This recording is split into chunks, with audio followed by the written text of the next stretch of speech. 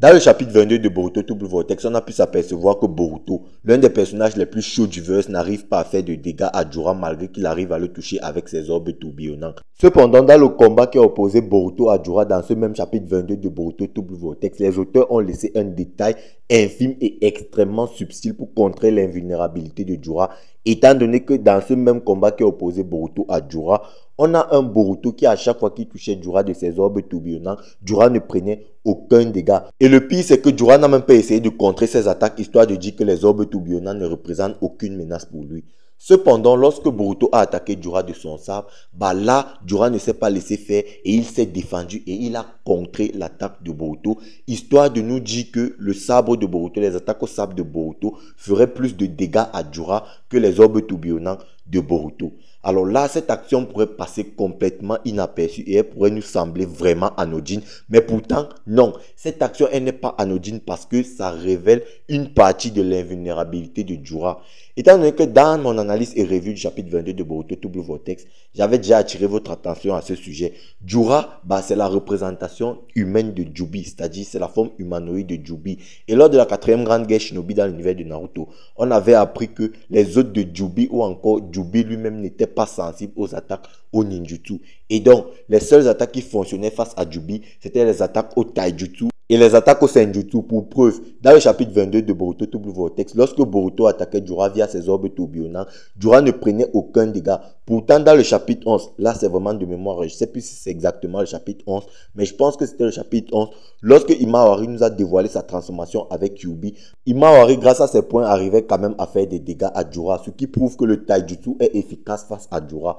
Maintenant qu'on vient d'établir que les attaques au taijutsu et les attaques au senjutsu sont efficaces face à Jura, du coup on peut donc se poser la question, combien de personnages dans l'univers de Boruto Double Vortex peuvent-ils aujourd'hui à l'heure actuelle combattre efficacement Jura? Déjà que Boruto, comme Kashin Koji nous a dit au chapitre 22, à l'état actuel des choses, est complètement incapable de gagner face à Jura. Alors cette phrase sous-entend que Boruto pourrait potentiellement évoluer dans ce même combat face à Jura. Beaucoup de gens ont pensé au Jogan ou encore à la venue de Momoshiki, c'est-à-dire on reverra enfin Borushiki en action. Alors, peut-être que Borushiki avec son Shinjutsu, étant donné que les Otsutsuki se battent avec le Shinjutsu, peut potentiellement faire des dégâts à Jura. Ça, il n'y a pas de problème. Mais j'ai quand même des doutes sur le Jogan. Je doute quand même fort que le Jogan, l'éveil du Jogan confère à Boruto, le Shinjutsu, en tout cas la capacité de pouvoir faire des dégâts à Jura. Bon, peut-être qu'avec le Jogan, Boruto peut développer une nouvelle capacité spéciale, comme on l'a vu avec Sarada et son Vortex dans le chapitre 21. Là, il n'y a pas de problème, mais là, ça reste encore abstrait et ça reste encore, on va dire, assez théorique. On peut aussi parler de Kawaki. Beaucoup de gens ont parlé de Kawaki. Ils ont dit que bon, peut-être que Kawaki va surgir là et va réussir à aider Boruto et il va faire des dégâts à Jura. Bon, moi je dis pas non. Je suis partant pour l'idée, mais j'ai aussi quand même quelques doutes vis-à-vis du personnage de Kawaki, étant donné que le personnage de Kawaki, il est déjà très loin de la zone de combat, à moins que Shikamaru l'a envoyé un peu en avance, en anticipation même, aux événements qui pourraient se passer. Ça, on ne sait pas. Mais le truc, c'est que Kawaki est beaucoup trop instable pour qu'on sache vraiment quelle est sa position dans le combat. Et donc, étant donné qu'il a été possédé par Ishiki Otsutsuki, on peut se dire que lui aussi, il maîtrise le Shinjutsu à moindre mesure, bien évidemment, et doit être capable de faire des dégâts à Jura. Là, il n'y a pas de problème. Le cas de Code, bon, on a déjà vu Jura laminer Code, donc on peut penser que Code, franchement, il ne peut absolument rien faire. Du coup,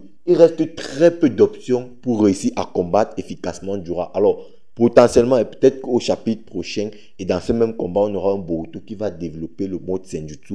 Ça, il n'y a pas de problème. Parce que oui, ça ne me surprendrait absolument pas qu'au chapitre prochain, ou en tout cas dans ce même combat, Boruto nous dévoile son mode Senjutsu, étant donné que Boruto a été entraîné par Kashin Koji. Kashin Koji, qui je le rappelle, est le clone de Jiraiya et qui lui se bat principalement avec l'énergie naturelle. Justement, pour en parler, le personnage de Kashin Koji aujourd'hui, c'est le plus grand mystère actuellement de l'œuvre Boruto Double Vortex. Et il n'est même pas interdit de penser que Kashin Koji aujourd'hui serait le méchant final de l'œuvre Boruto Double Vortex au vu du coup d'avance qu'il a sur tous les personnages. Kashin Koji, c'est littéralement le mastermind de Boruto Double Vortex. Il connaît littéralement le futur et via son Jippo, il a vu les alternatives futures. Là où j'aimerais attirer votre attention, c'est sur le concept de singularité. Souvenez-vous, au moment où Kashin Koji éveille son Jippo, bah, Kashin Koji était sur le point de mourir. Et c'est ça qui est extrêmement important. Pourquoi? Parce que bah, tous les futurs alternatifs que Kashin Koji a pu voir, ce sont les futurs alternatifs dans lesquels lui, il ne faisait plus partie. Comprenez bien ceci. Kashin Koji n'apparaît dans aucun futur alternatif qu'il a pu voir. Du coup, tous les futurs alternatifs qu'il a pu voir, il ne faisait pas partie de ces futurs-là. Il était censé être mort. Du coup, je vais revenir sur le concept de singularité. Kashin Koji est la singularité qui peut absolument tout changer. Parce que Kashin Koji nous a dit à plusieurs reprises que si Boruto affronte Jura, bah, les chances que Boruto meure sont vraiment énormes. Boruto à chaque fois presque va mourir. Mais cependant, il existe des alternatives dans lesquelles Boruto affronte Jura, mais il ne meurt pas. Du coup, il est donc possible que dans ces alternatives-là, dans ces futures alternatives où Boruto affronte Jura, il ne meurt pas, bah, c'est dans les futures alternatives où Kashin Koji est intervenu. Et c'est donc là où je vais attirer votre attention. Kashin Koji serait donc le personnage qui va aider Boruto à combattre Jura. Alors, s'il y a une chose dont je suis persuadé, c'est que Jura ne mourra certainement pas au chapitre prochain. Ça, je ne sais pas, j'en suis persuadé, presque persuadé.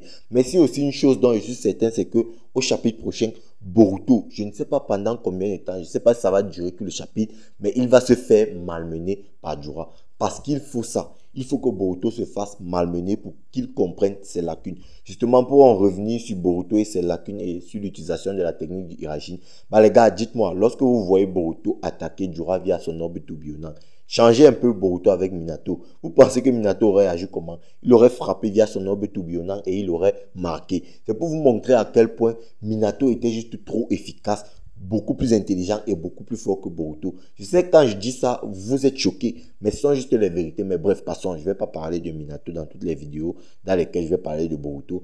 Du coup, ce que je voulais dire, c'est que le personnage de Kashin Koji est beaucoup trop important pour la suite de l'œuvre Boruto Double Vortex, parce que Kashin Koji, c'est la singularité. C'est celui-là qui peut changer complètement l'œuvre. Et il y a aussi une autre chose sur laquelle je voudrais attirer votre attention. Si Boruto est aujourd'hui aussi puissant, c'est parce qu'il s'est entraîné via le dipo de Kashin Koji. C'est-à-dire, lorsque Kashin Koji a vu les futurs alternatifs, bah, il a pu enseigner à Boruto les techniques qu'il maîtrisait déjà dans le futur.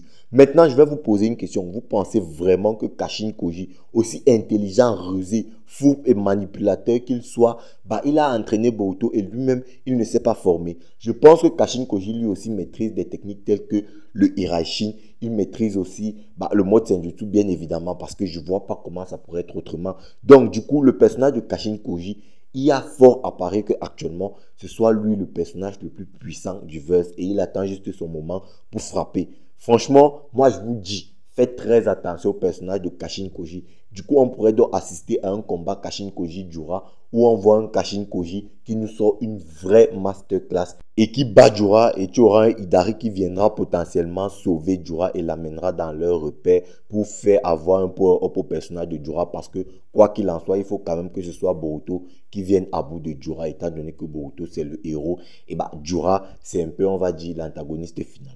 Bon, là je vais assez loin quand même dans les théories, on va pas se mentir, mais franchement c'est une alternative qui me parle et je dirais pas non à ça. Maintenant, on peut aussi parler du rôle de Ada et du rôle de Demon. Alors, pour Demon, je ne vais pas vous mentir, hein, je ne vois pas trop quel pourrait être son rôle. Surtout que depuis, on ne l'a pas vu. On sait qu'il est toujours avec Ada, mais on montre toujours Ada et ça fait un bon moment, on ne nous a pas montré Demon. Bon, pour lui, ouais, je sais qu'il aura un rôle, mais peut-être pas pour le moment, peut-être pas directement.